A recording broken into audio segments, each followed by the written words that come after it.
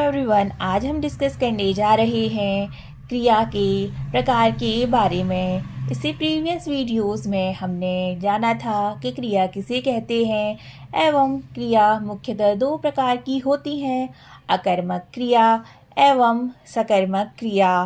अब हम चर्चा करेंगे क्रिया के अन्य भेदों के बारे में। यह 5 प्रकार हैं: सहायक क्रिया, संयुक्त क्रिया, अनुकरणात्मक क्रिया, प्रेरणार्थक क्रिया एवं पूर्वकालीन क्रिया। सबसे पहले हम चर्चा करेंगे सहायक क्रिया के बारे में। वाक्य में मूल क्रिया के अतिरिक्त जो अन्य क्रियाएं प्रयोग की जाती हैं उन्हें सहायक क्रिया कहा जाता है। उदाहरण के तौर पर वाक्य है, मैंने पत्र पढ़ लिया है। उपयुक्त वाक्य में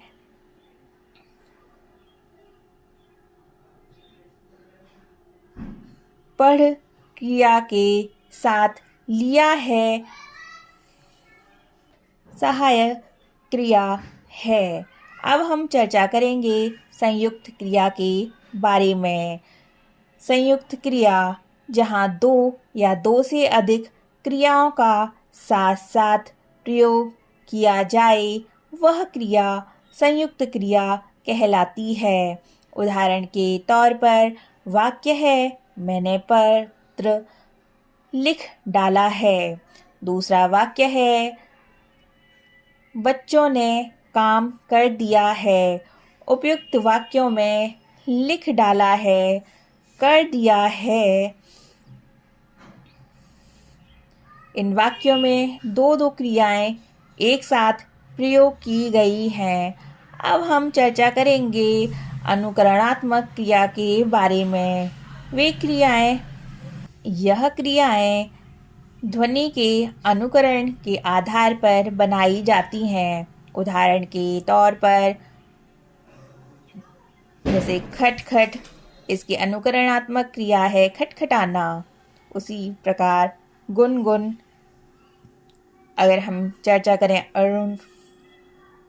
अनुकरणात्मक क्रिया के बारे में तो गुनगुनाना अनुकरणात्मक क्रिया है।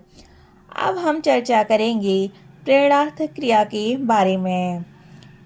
जहाँ कर्ता स्वयं कार्य ना कर किसी अन्य को कार्य करने की प्रेरणा देता है उसी को प्रेरणार्थक क्रिया कहते हैं।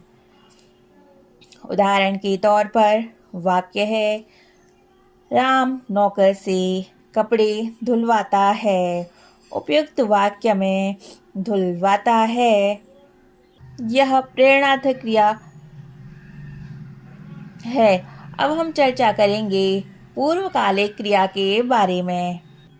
मुख्य क्रिया से पहले आने वाली क्रिया पूर्वकालिक क्रिया कहलाती है। उदाहरण के तौर पर वाक्य है, राम खाना खाकर सो गया। दूसरा वाक्य है, वह पढ़कर खेलेगा। उपयुक्त वाक्यों में खाकर एवं पढ़कर, उपयुक्त वाक्यों में सो गया और खेलेगा ये दो मुख्य क्रियाएं हैं। इनसे पहले भी जो क्रियाएं हो रही हैं वे हैं खा और पढ़, जिनके साथ कर लगा है। ये क्रियाएं पूर्वकालिक क्रियाएं कहलाती हैं। तो हमने चर्चा की कि किसी कार्य के करने या होने का बोध कराने वाले शब्द क्रिया कहलाते हैं।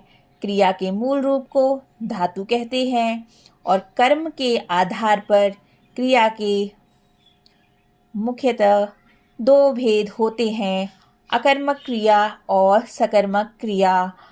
और हमने जाना कि संरचना के आधार पर क्रिया के 5 भेद होते हैं: सामान्य क्रिया, संयुक्त क्रिया, प्रेरणार्थक क्रिया, पूर्वकालिक क्रिया एवं अनुकरणात्मक क्रिया।